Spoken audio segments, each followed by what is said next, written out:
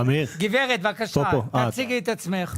שלום, אני לילך סגל, אני בהנהגת פורום העסקים של צפת. מעולם לא נדרשתי להגיע לכאן בשביל לדבר בשם בעלי העסקים בעיר, אבל הגיע היום. למדתי ממך... איזה עסק יש לך? סליחה. לי יש משרד פרסום. השיעור שלמדתי הוא קודם כל להתחיל בתודה, אז אני רוצה להתחיל בתודה, ואני גם אדייק מהכתב כדי שאני לא אטעה. תודה לך. אגב, נפלת ביום טוב בכנסת שמתחילים בתודה, זה לא בדרך כלל לא הולך ככה. תודה למיכאל ביטון, שאני לא חושבת שהוא כאן. אוי, מיכאל עזר? הוא היה כאן. כן, כן, ראיתי, דיברתי איתו. תודה ליוסי קקון ול... עכשיו התחלת לדבר ברצינות. סוורדרוב, סליחה שאני לא תמיד אומרת את הטייטלים, שוב.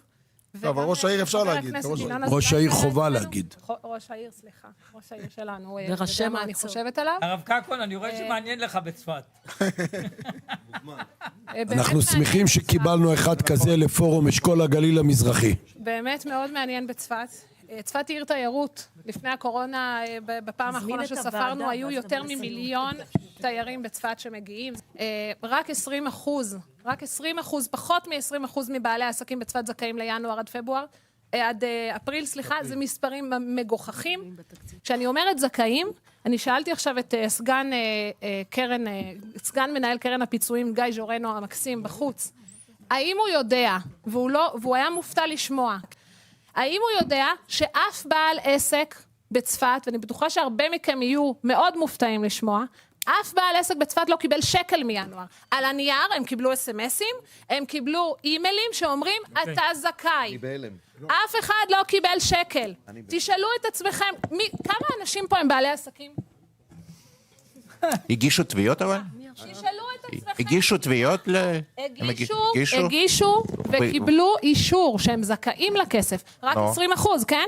כי השאר רק ממאי, וגם למאי... והכסף לא נכנס? סליחה, הגישו והודיעו להם... 20%, רגע, ל-20% זכאים ולא קיבלו? אני עדכנתי עכשיו את רשות המיסים שרק מלונאות קיבלו.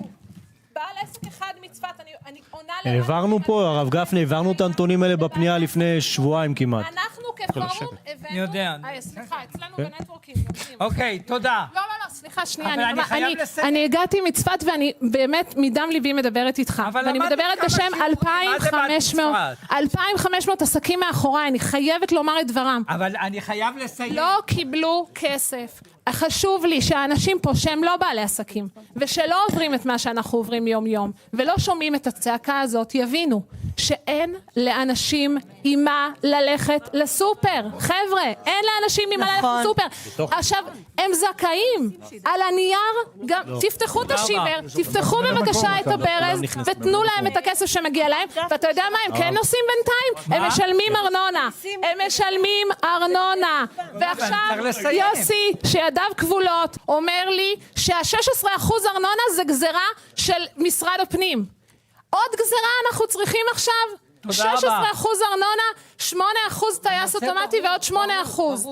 תודה רבה. אני מחזיקה טוב את המספרים. אדוני היו"ר, בתור כאחד שיזם את הדיון הזה, יחד עם חבריי שוסטר וקרויזר שנמצאים כאן, איך אני צריכה לעדכן את קרן הפיצויים שלא קיבלו כסף אצלי בצפת? אנחנו מבקשים לדון על הארנונה והפסקת התשלום ארנונה על ידי עסקים